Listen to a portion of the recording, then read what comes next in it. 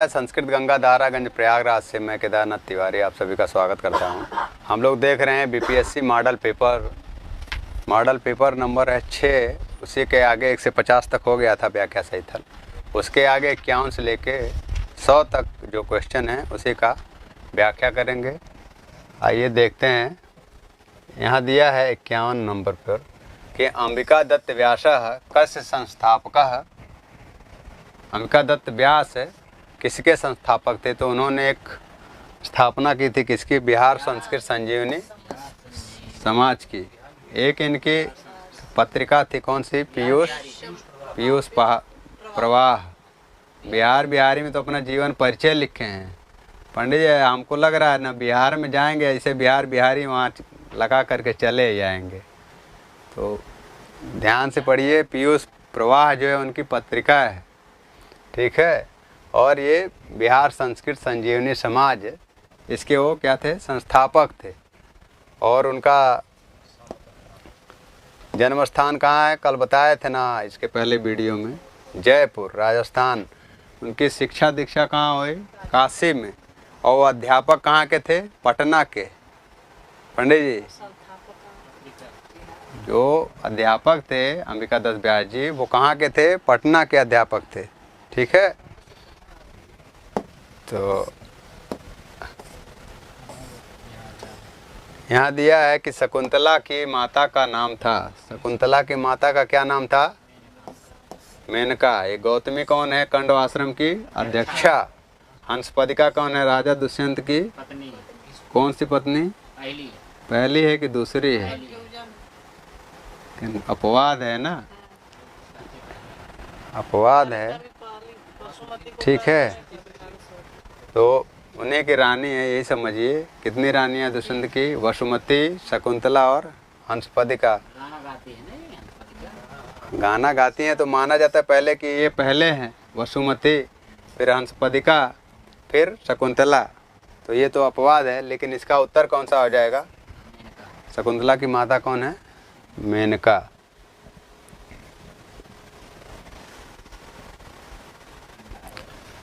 आगे दिया है शकुंतला के जन्मदाता पिता थे। शकुंतला के जन्मदाता पिता कौन थे? विश्वामित्र। और पालक पिता कौन थे? कंड। और दुर्वासा कौन थे? जो ऋषि श्राप दिए थे ना, किस अंक में? चतुर्थ अंक में वो श्राप दिए थे। और ये आश्रयदाता थे कौन? मारीच, ठीक है। कंड का आश्रम जो है किस नदी के किनारे था? मालिनी। और मारीच का हेमकूट पर्वत पर। और ये तपस्या कहाँ किए थे ये? विश्वामित्र गौतमी। कौन सी नदी पर? गौतमी नदी पर।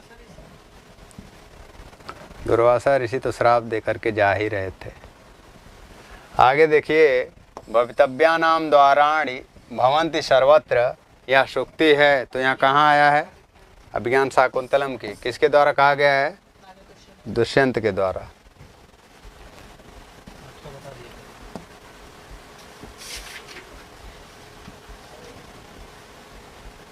आगे देखिए, सेयम याति शकुंतला पतिगृहम सर्वे अनुज्ञायताम। तो ये किस छंद में है पंडित जी?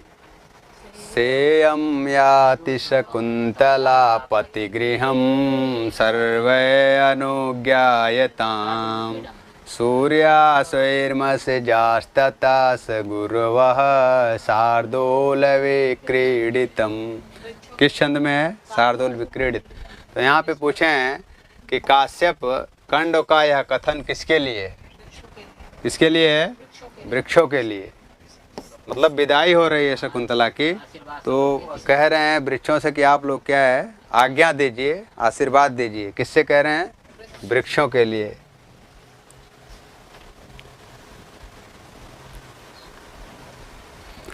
यहाँ देखिए 5वें अंक का ये मैटर है। कहाँ का है? जब यहाँ से सब लोग जाते हैं ना शकुंतला को लेकर के, कौन कौन जाता है वहाँ? हस्तिनापुर, सारद्वत, सारंगरा और गौतमी। तो यहाँ वहीं आया है, वहीं जब वार्तालाप हो रहा था राजा दुष्यंत से, तो अतः परीक्ष कर्तव्यम विशेषात संगतम रहा। ऐसा किसने कहा था, किसको डांटते हुए बोला था? किसने बोला था? सारंगराव ने। ठीक है ना?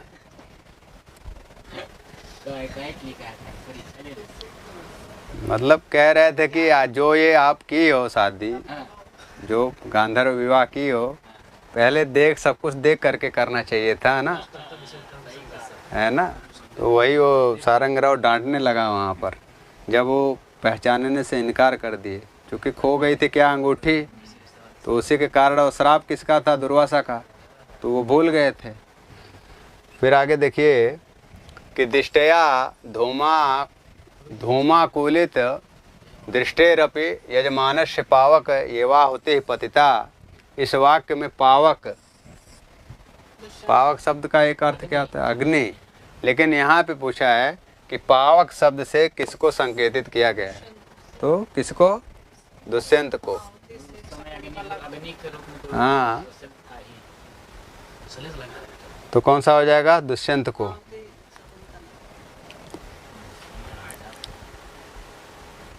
आगे देखिए दिया है कि स्वप्नवासो दत्तम में राजा प्रद्योत का कंचुकी कौन है? तो कौन सा है?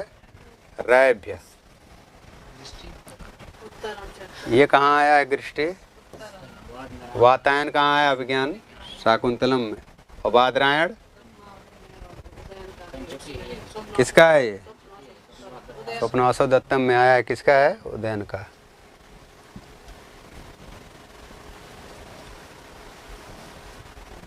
आगे देखिए मंगलाचरण है। उदयन वेन्दु संवर्णा वाशौ दत्ता बलौ बलस्य त्वाम पद्मावतीर्ण पूर्णौ वसंत कम्रौ भुजौ पाताम। प्रस्तुत श्लोक किस ग्रंथ से उद्धृत है? तो किसका मंगलाचरण है? स्वप्नवासो दत्तम में। कितने अंक हैं? क्या है ये? नाटक है। किसकी है? भास की। भास के कुल कितने नाटक हैं? और इसमें 5वां अंक कौन सा है जो प्रचलित है? स्वप्न अंक। उसी के आधार पर इसका नाम पड़ा है। इस ग्रंथ का नाम क्या पड़ा है? स्वप्नवासो दत्तम।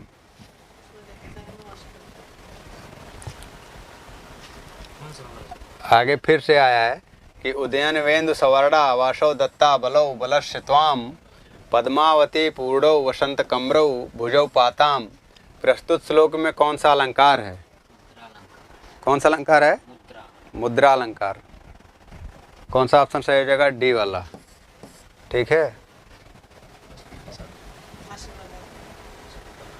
मंगलाचरण है कैसा? स्वप्नवासो दत्तम का आशीर्वादात्मक। यहाँ देखिए आगे दिया है रत्न धातमम इति कस्य विशेषणम। रत्न धातमम एक संज्ञा है। किसका विशेषण है ये? किसका विशेषण है? अग्नि का। ठीक है। इसके पहले वाले वीडियो में चर्चा हो गया है कौन किसका विशेषण है ना? आगे देखिएगा दिया है कि रईम पद का अर्थ क्या है? रईम पद का क्या अर्थ है? धन। क्या है? धन। ये सूक्त में आया है रईम पद का धन, है ना? ऋग्वेद वाले में।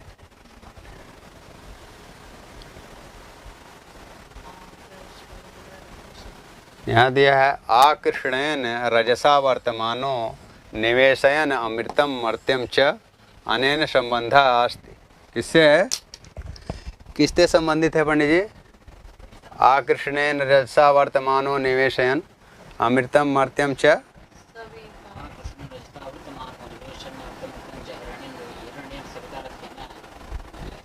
हाँ, एक बार सुना दीजिए क्या है?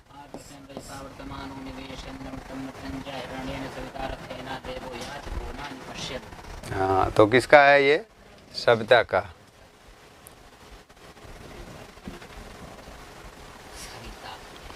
आगे दिया है कि ऋग्वेदस्य 1:54 सूक्ते विष्णु देवाय मंत्राणाम संख्या अस्ति। कितना है विष्णु सूक्त में मंत्रों की संख्या? 6 है ना? वही पूछा विष्णु देवाय मंत्राणाम संख्या अस्ति। विष्णु सूक्त में पूछ रहा है कितने मंत्र हैं? तो 6। बाकी का भी देख लीजिएगा इसी तरह से। सवित्र का, अग्नि का, और भी जिनका वहाँ पे आया हुआ है सिलेबस के अकॉर्डिंग, तो हो सकता है पूछ ले भाई, छोटा छोटा है, थोड़ा है संख्या, विष्णु में कितना है ना, उषस में कितना है, अग्नि में कितना है, तो इसको भी एक बार देख लीजिएगा भाई। पूछेगा वो सामान्य परिचय ही पूछेगा, स्टेट में बहुत डीपली नहीं पूछेगा, क्योंकि स्टेट पास करना है ना कि पहले, ये तो नौकरी के लिए तो पहले ही है नहीं, पहले क्या है उसको उत्तीर्ण करना है, फिर मेंस देना है, तो इतना डीपली नहीं देगा प्रश्न। आगे दिया है, यह सोमपा निश्चितो में यह पद किसके लिए आया है, तो किसके लिए आया है यह सोमपा निश्चितों में? इंद्र के लिए आया है। किसके लिए? इंद्र के लिए। सोमरस कौन पान करते थे? इंद्र ना, इसीलिए यहाँ दिया यह सोमपा निश्चितो ना, किस इन्हीं के लिए फेमस है सोमरस। किसके लिए? इंद्र के लिए। आगे देखिए, आगे दिया है, कठोपनिषद के अनुसार बुद्धिमान व्यक्ति किसका वर्ण करता है? दो मार्ग है ना, श्रेय और प्रेय। तो बुद्धिमान व्यक्ति किसका वर्ण करेगा? श्रेय का। ठीक है, श्रेय का वर्ण करेगा। फिर हाँ, आगे दिया है कि यमेन श्रेय प्रेय विवेचनम कश्याम उपनिषद विद्यते। यम के द्वारा श्रेय और प्रेय का विवेचन किस उपनिषद में किया गया है? यमराज के द्वारा। तो कठोपनिषद में। क्या ऑप्शन सही हो जाएगा? डी वाला। यमराज ने कितने वर दिए थे? कौन कौन सा है उसमें? पितृ परितोष, अग्नि विद्या और आत्मविद्या या आत्मज्ञान। पंडित जी आगे देखिए, आगे दिया है कि पितृ शब्दस्य द्वितीया बहुवचनम चिन्हित। तो ये दीर्घ री रहेगी। क्या रहेगा? दीर्घ री। क्या हो जाता है पंडित जी? पूछा है कि पितृ शब्द का द्वितीय बहुवचन क्या होगा, तो क्या हो जाएगा? सी वाला ऑप्शन हो जाएगा। क्या? पितृन। और मातृ का क्या होता है? मातृ नहीं, मातृ। मातृ है ना, विसर्ग भी रहेगा, ध्यान दीजिएगा वो ध्यान से। आके देखिए, दिया है कि तत् शब्द स्त्रीलिंग प्रथमा बहुवचन का रूप है, तो कैसे चलता है? साते ताह, तामते ताह। तो कौन सा सही हो जाएगा इसमें? साते ताह। बी वाला ऑप्शन सही हो जाएगा।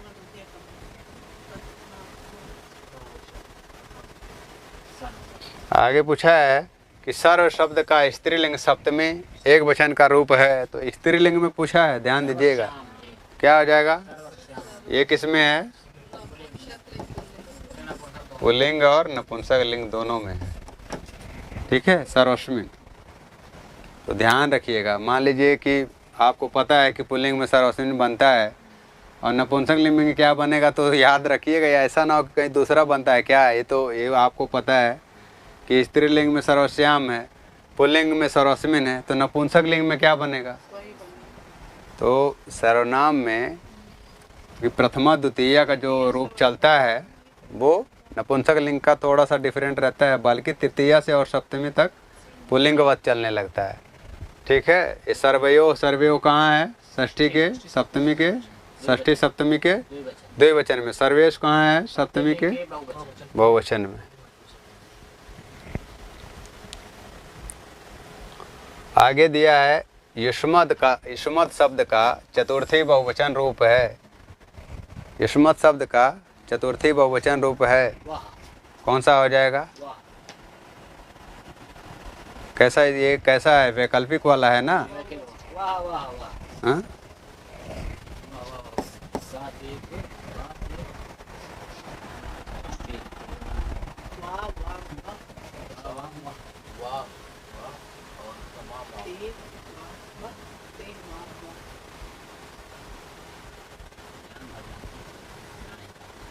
उसके द्वितीय, चतुर्थी और षष्ठी का वैकल्पिक वाला देख करके जाइएगा, ठीक है ना।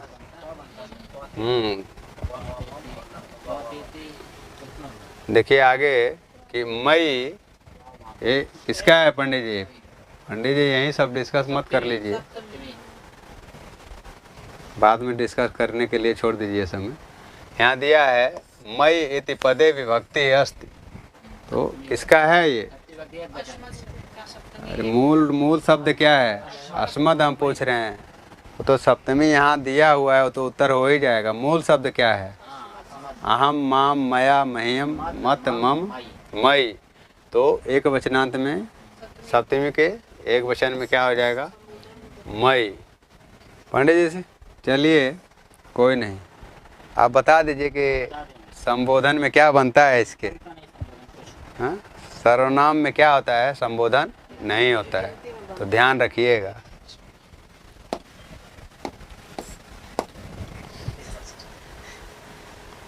आगे देखिए, आगे दिया है लभ धातो लोट लकार प्रथम पुरुष बहुवचने रूपम स्यात्, तो क्या हो जाएगा? कौन सा सही हो जाएगा? प्रथम पुरुष का बहुवचन में है, कौन सा ऑप्शन सही हो जाएगा? लभताम लभेताम लभंताम, ठीक है। आगे दिया है लभ धातो लोट लकारे उत्तम पुरुष बहुवचने भवति, तो क्या हो जाएगा? लभा महै, लभे लभा वहै लभा महै, तो ये तीनों तो है उसी का। तो इसमें पूछा है उत्तम पुरुष का जो बहुवचन में होगा वो कौन सा होगा? लभा महु महै, कौन सा सही हो जाएगा? डी वाला। लभै लभा वहै लभा महै।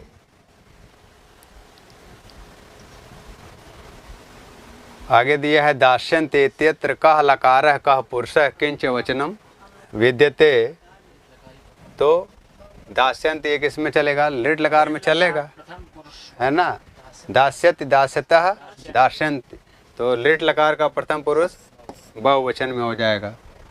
दास्यति दास्यतः दास्यन्ति, दास्यति दास्यामि दास्यावः दास्यामः।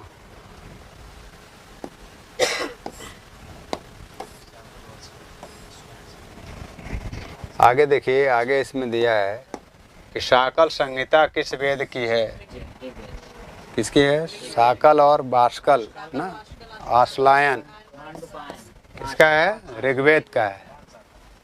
तो बहुत जो प्रचलित शाखा है, जो उपलब्ध है, जो मिलती है, वही खाली पूछता है उसमें, ठीक है।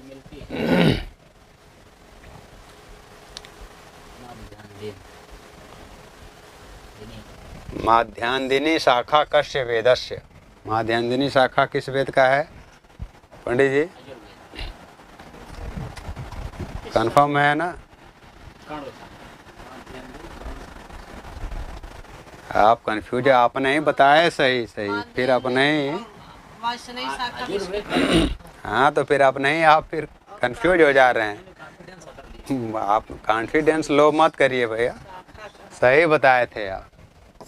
किसका है? यजुर्वेद का है, तो फिर आप, हाँ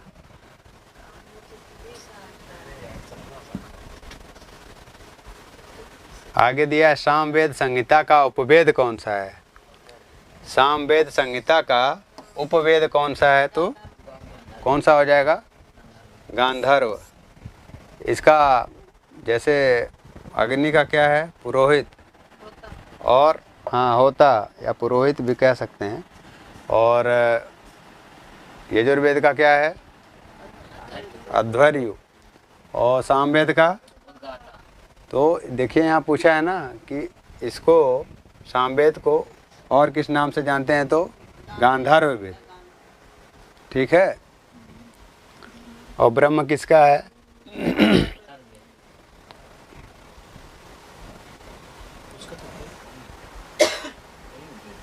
यहाँ देखिएगा अगला, हेतुर निर्वचनम निंदा प्रशंसा संशयो विधि, जिसको परिभाषित करता है वहाँ ग्रंथ है, कौन सा है, तो कौन सा हो जाएगा, ब्राह्मण का हो ये। हेतु निर्वचनम निंदा प्रशंसा संशयो विधि किसका है, ब्राह्मण ग्रंथ का है।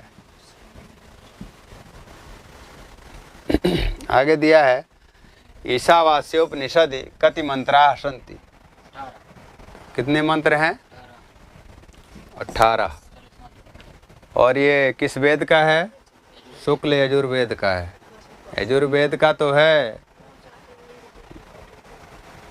यजुर्वेद का तो है, लेकिन किस यजुर्वेद का है, शुक्ल यजुर्वेद का है। और अध्याय कौन सा है, 40वां अध्याय है। ठीक है, मंत्र कितने हैं ईशावास्योपनिषद में, 18। आगे देखिएगा, दिया है माहेश्वर सूत्रों में हा व्यंजन कितनी बार प्रयुक्त हुआ है। तो जब माहेश्वर सूत्र आप पढ़ेंगे तो पहले शुरू में है आयुड से लेकर के आता है वरट, है ना, कितने नंबर पे है यौच, हाँ, तो फिर हैवरट वहाँ हा एक बार लेंगे, एक हल वाला हा लेंगे, यहाँ हैवरट है ना, ऐसा करके फिर यहाँ 14वें नंबर पे क्या है, हल है, और ये 5वां नंबर वाला है माहेश्वर सूत्र। ठीक है पंडित जी, और ये है 14वां, तो इसी की चर्चा कर रहा है। तो हल व्यंजन कितनी बार आया है, 2 बार आया है, तो क्या सही हो जाएगा, बी वाला। हड़कार तो इत्संज्ञक है ना, तो वो तो मान लीजिए ऐसे पूछा, लेकिन ये व्यंजन पूछा है, पूछने का ज़्यादा संभावना क्या है, यही पूछेगा। मान लीजिए अड़कार का दे दे तो अलग बात है, इत्संज्ञक वर्ड है, लेकिन व्यंजन वर्ड पूछा है, कौन सा 2 बार आवृत्त हुआ है, तो हा वाला। आगे इसमें दिया है कि किस प्रत्याहार में सभी स्वर आते हैं, पंडित जी किस प्रत्याहार में आते हैं सभी स्वर, अच में। कितने माहेश्वर सूत्रों में अचों को गिना गया है, 4। स्टार्टिंग के जो 4 माहेश्वर सूत्र हैं उन्हें में गिना गया है। तो क्या हो जाएगा, सभी स्वर किसमें आएंगे, और इसमें क्या आ जाएगा, संपूर्ण स्वर और व्यंजन, स्वर प्लस व्यंजन, कौन सा, संपूर्ण। संपूर्ण स्वर और व्यंजन किसमें आ जाएगा, अल प्रत्याहार में। और हल में, हल व्यंजन में कितने आ जाएंगे, कितने व्यंजन आ जाएंगे, हल प्रत्याहार में कितने व्यंजन वर्ण आएंगे, तो 33। बाकी अल में कितना आ गया, अल प्रत्याहार में 42 आ जाएगा ना, पूरा पूरा। और अच में कितना आ गया, 9, यही आ गया ना, यही पूछा है, कितने वर्ड, 9। टोटल संस्कृत में स्वरों की संख्या कितनी है, 9। मूल स्वर कितने हैं, 5, आ ई उ री री। 8 में 13 वर्ड, हम में 9 नेक्स्ट वर्ड, यही है ना अगला। यहाँ दिया है आगे कि राज्ञ समीपम का समस्त पद है, यहाँ तोड़ के दिया है विग्रह करके, तो पूछा है राज्ञ समीपम का समस्त पद क्या हो जाएगा, तो उपराजम। कौन सा समास है इसमें, अव्ययी भाव।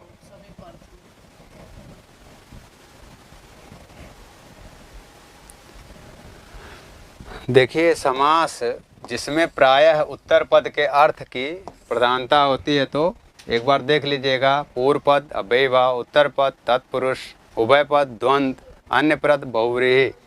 तो आप देख करके जाइएगा इसको।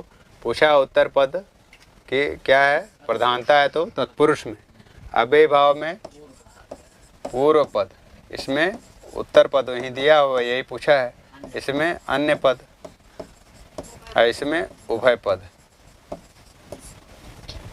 ठीक है, इसका जो पहला पद होता है वो क्या होता है पंडित जी, अव्यय, अव्यय या उपसर्ग। तो क्या होता है अव्ययी भाव में, जब संपूर्ण शब्द बन जाता है, संपूर्ण पद बन जाता है, तो किस लिंग में हो जाता है, नपुंसक लिंग, एक वचन में। और फिर वो संपूर्ण पद शब्द को क्या बना देता है, अव्यय बना देता है। किसमें, किस समास में, अव्ययी भाव समास में। तो इसका उत्तर कौन सा है? उत्तर पद के अर्थ में कौन सा हो जाएगा? तत्पुरुष। आगे देखिएगा, दिया है कि नख भिन्नः, इसका लौकिक विग्रह क्या है? तो इसका तृतीया का है, तृतीया तत्पुरुष का क्या हो जाएगा? नखै भिन्नः।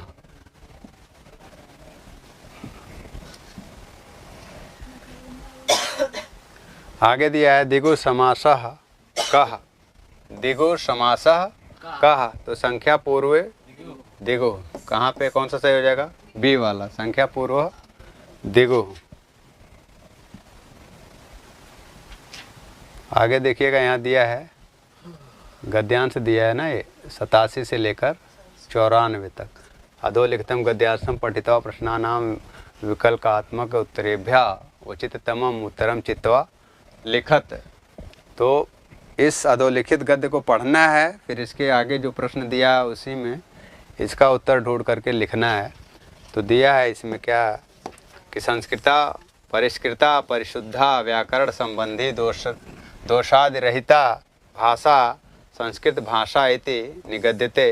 मतलब कह रहे हैं कि संस्कृत परिष्कृत है, परिशुद्ध है, व्याकरण संबंधी दोष से रहित है, ऐसा भाषा संस्कृत भाषा कहलाती है। तो सर्वविध दोष शून्यवादीयम, सर्वविध दोष शून्यत्वादीयम भाषा देव भाषा गीर्वाणगी इत्यादि भी शब्दे संबोध्यते। मतलब कह रहे हैं कि संस्कृत भाषा को सर्वविध दोष शून्यत्वादीयम भाषा, इस भाषा को क्या बोलते हैं? देव भाषा, गीर्वाण भाषा इत्यादि शब्दों से संबोधन किया जाता है। किसको? संस्कृत भाषा को। अतो अन्या भाषा प्राकृत भाषा पदवीं प्राप्ता।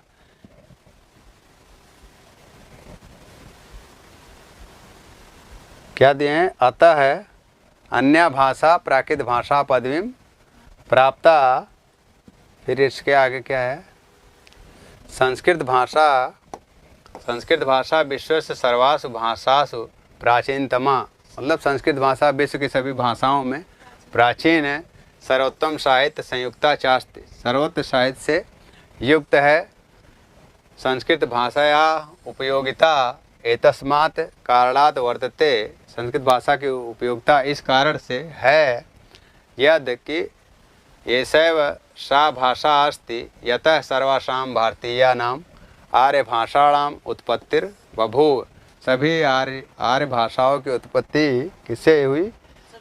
संस्कृत से हुई है। यदि एषैव भाषा सा अस्ति यतः सर्वासां भारतीयानां आर्य भाषाणाम उत्पत्तिर बभूव। सर्वासां एतासां भाषाणाम इयं जननी, सभी भाषाओं की यह जननी है। सर्वभाषाणां मूल रूप ज्ञानाय एतस्य आवश्यकता भवति। सर्वभाषाणां, सभी मूल जो रूप ज्ञान है सभी भाषाओं का, इसकी क्या होती है? आवश्यकता होती है। किसकी? संस्कृत भाषा की, सभी भाषाओं के लिए।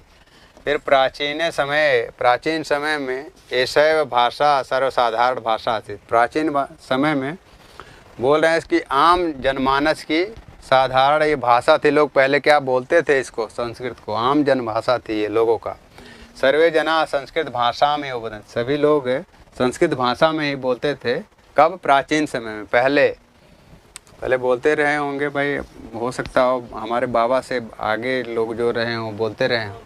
तो वही कह रहा है इसमें दिया। अतः ईस्वी संवत्सरात् पूर्वं प्रायः समग्रम अपि साहित्यम संस्कृत भाषायामेव उपलब्धते। कह रहे हैं इसी संवत्सर से पूर्व प्रायः मतलब लगभग समग्रम अपि साहित्यम, सभी साहित्य संस्कृत भाषा में ही उपलब्ध थे। फिर संस्कृत भाषाया सर्वे जनाः प्रयोगम कुर्वन्ति स्म, संस्कृत भाषा का प्रयोग सभी लोग प्रयोग करते थे।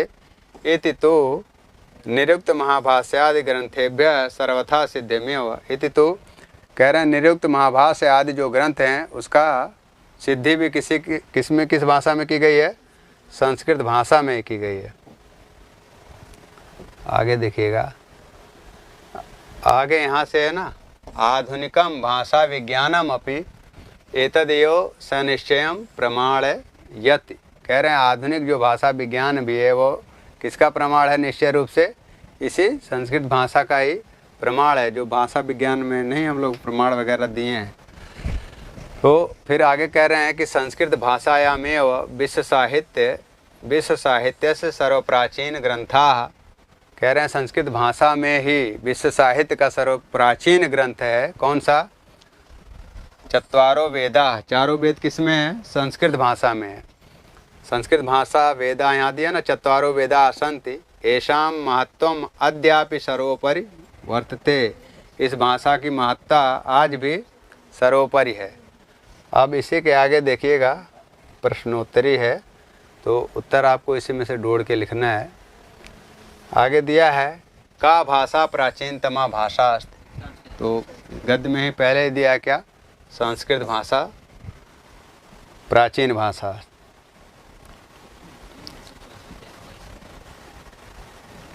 आगे यहाँ देखिए बताया ना प्राचीन समय, बोले सर्वासाम भाषाणाम संस्कृत भाषा का अस्ति, तो सभी भाषाओं की जननी कौन सी भाषा है? संस्कृत भाषा है। तो क्या उत्तर यहाँ हो जाएगा?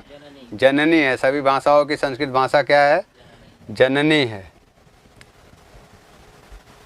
फिर दिया है प्राचीन काले कस्याः भाषायाः सर्वे जनाः प्रयोगम कुर्वन्ति अस्म, कह रहे हैं ना प्राचीन समय सभी लोग क्या बोलते थे? संस्कृत भाषा ही प्रयोग करते थे। कौन सी भाषा हो जाएगी? संस्कृत भाषा। अगला है कि संस्कृत भाषायाम कति वेदा सन्ति, अभी दिया ना कि चत्वारो वेदा सन्ति संस्कृत भाषा में, तो कितने हैं? 4 वेद। संस्कृत भाषायाम कति वेदा सन्ति, संस्कृत भाषा में कितने वेद हैं? 4, यानी चारों वेद किस भाषा में लिखे गए हैं? संस्कृत भाषा में।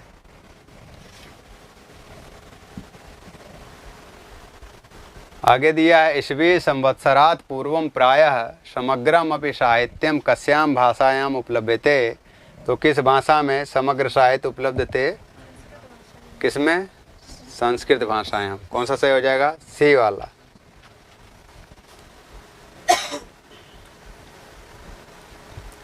भाई इसमें हो सकता हो कि हिंदी में भी उपलब्ध हो, पाली में भी उपलब्ध हो, लेकिन यहाँ गद्य में क्या दिया है? किसका वर्णन है? संस्कृत भाषा का। तो क्या उत्तर सही हो जाएगा? संस्कृत भाषा। यहाँ गद्य के अकॉर्डिंग उत्तर देना है हमको, अलग से नहीं। फिर दिया है संस्कृत शब्द से प्रकृति प्रत्ययो स्तः, संस्कृत शब्द कैसे बना है तो उसका प्रकृत प्रत्यय बताइए। तो सम स्वर पूर्वक क्रिय धातु से आक्त प्रत्यय, कौन सा सही हो जाएगा? ए वाला।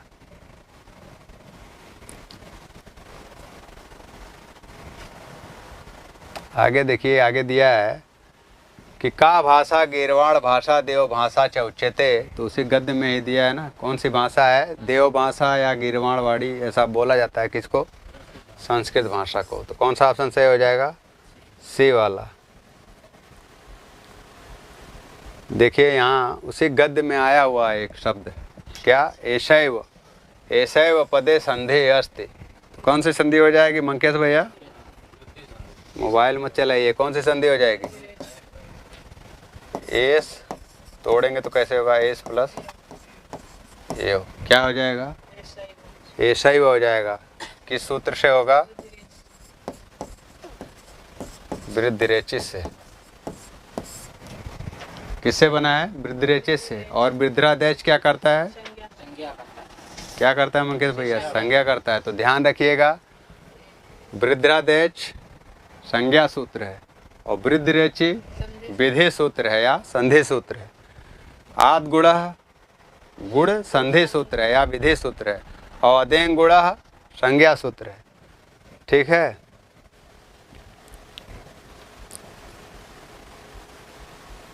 आगे देखिए दिया है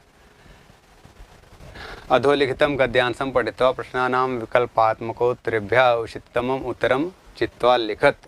इस गद्य को पढ़ना है, इसके विकल्प जो प्रश्न दिए हुए हैं वैकल्पिक, उसी का उत्तर देना है इसी में से चुन करके। तो आइए देखिए पढ़ते हैं। प्रकृति ही मनुष्य से उपकारिणी, प्रकृति मनुष्य की क्या है? उपकारिणी है। मनुष्य ही सह तस्याः शाश्वतः संबंध है, मनुष्यों के साथ उसका, किसका? प्रकृति का शाश्वतः संबंध मतलब साक्षात संबंध है। सा विविध रूपेश अस्मिन जगत, वह सा कौन प्रकृति विविध रूपेश विविध रूपों में अस्मिन जगत इस संसार में आत्मानम प्रकृति अपने आप को प्रकट करती है या प्रकट की हुई है। पशवः पक्षिणः क्या दिया है, पशवः पक्षिणः वनस्पतयः च तस्याः एव अंगानि, मतलब उस प्रकृति का पशु पक्षी इत्यादि वनस्पति इत्यादि तस्याः एव अंगानि किसकी प्रकृति की क्या है अंग है। कौन, पशु पक्षी इत्यादि वनस्पति इत्यादि।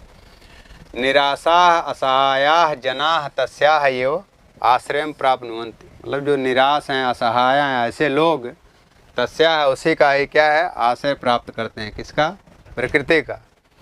फिर दिए कि सा स्वमनोहरेण सौंदर्येण नीरसम हृदयमपि सरसम करोति, सा वह प्रकृति स्वमनोहरेण अपने सुंदर मनोहर के द्वारा सौंदर्य के द्वारा नीरसम हृदयमपि, मतलब जो नीरस जिसका हृदय हो जाता है, नीरस बोलते हैं ना एकदम नेगेटिव में जो हो जाते हैं, वो उनका हृदय भी सरसम कर देते हैं, रस सहित कर देती है ऐसा प्रकृति। सूर्य चंद्र च तस्याः नेत्रे, मतलब उसी प्रकृति का नेत्र कौन है, सूर्य और चंद्र। सस्य सस्यमला दिया, सस्य श्यामला ऐसा भूमि, सस्य श्यामला ऐसी भूमि है किसकी, प्रकृति की।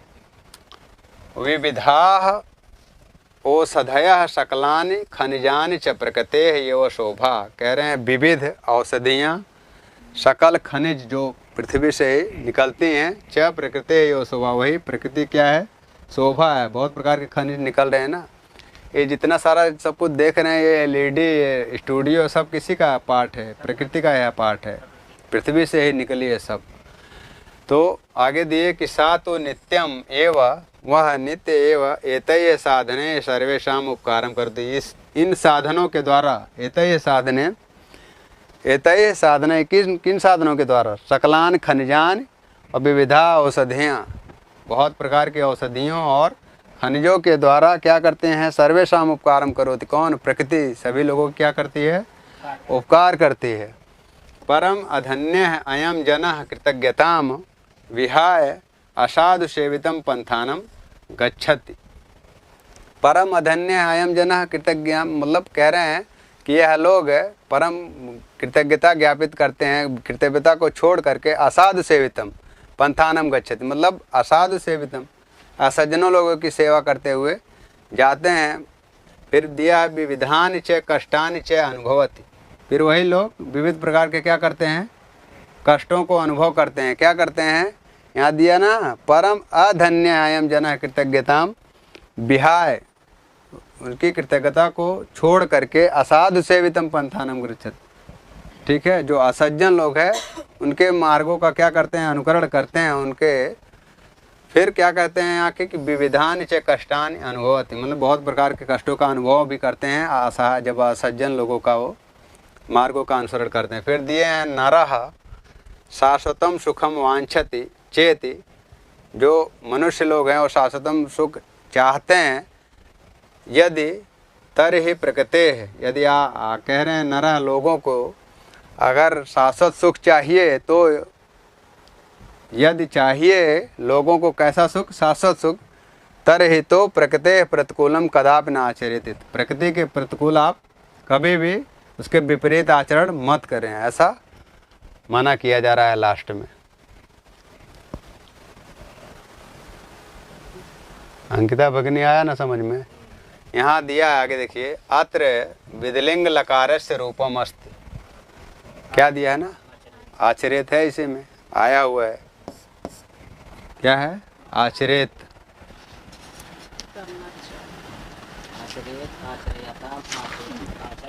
हाँ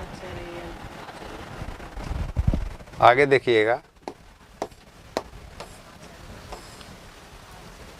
यहाँ पूछा है कि अत्र कस्मिन् पदे द्वितीया विभक्ति प्रयुक्ता, कौन सा हो जाएगा, किसमें, कृतज्ञताम,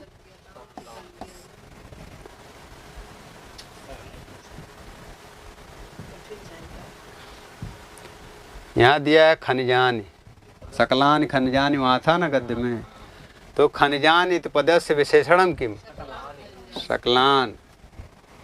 सभी प्रकार के खनिज पदार्थ कहाँ से उत्पन्न होते हैं? इसी प्रकृति से ही। आगे देखिएगा, आगे दिया है कि का आत्मानम विविध रूपेषु प्रकटित।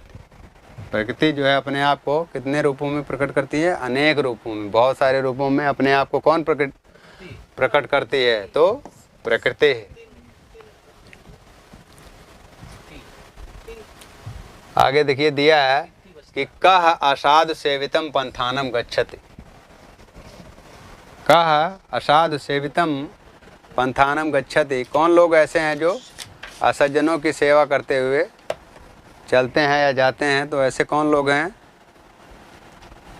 पंडित जी? मनुष्य। कौन हो जाएगा? नरह दिया था ना, कौन हो जाएगा? मनुष्य।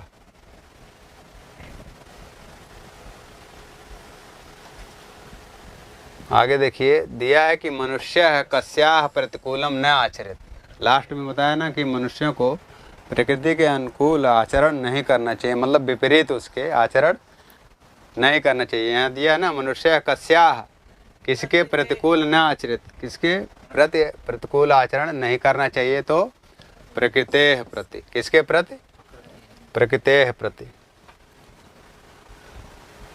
तो आइए देखिए, ये था मॉडल पेपर 6 बिहार बीपीएससी जो 29 मई को होने वाला है, और इसी में 11 से जो 20 जून को होगा पीजीटी का एस्टेट होगा। ये वीडियो उसके लिए भी इम्पॉर्टेंट है, तो ये मत समझिएगा कि तो ये हम खाली 29 मई के लिए पढ़ा रहे हैं, ऐसा नहीं है। 11 से 20 जून तक जो होगा पीजीटी का एस्टेट होगा,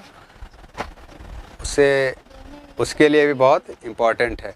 तो ये हो गया मॉडल पेपर 6। फिर इसके आगे आप देखिए, इसमें दिया हुआ है Bihar Ganga TGT PGT Sanskritam model paper है। ये भी लक्ष्य बिहार है, ये व्याख्या सहित है, और काफ़ी मोटी बुक है। किसी के पास है लक्ष्य बिहार? देखिए ये वाली बुक है, इसमें व्याख्या सहित है, और ये प्री और मेंस दोनों के लिए, एस्टेट के लिए भी है और मेंस के लिए है। और ये ऑल इन वन, क्या बोलते हैं उसको? All in one. तो बिहार जूनियर टीजीटी और पीजीटी तीनों के लिए इसमें मैटर है। आप चाहें तो इसको पढ़ करके जूनियर में भी हो जाएंगे, टीजीटी में भी और पीजीटी में भी, दोनों के लिए है ये, प्री और मेंस दोनों के लिए।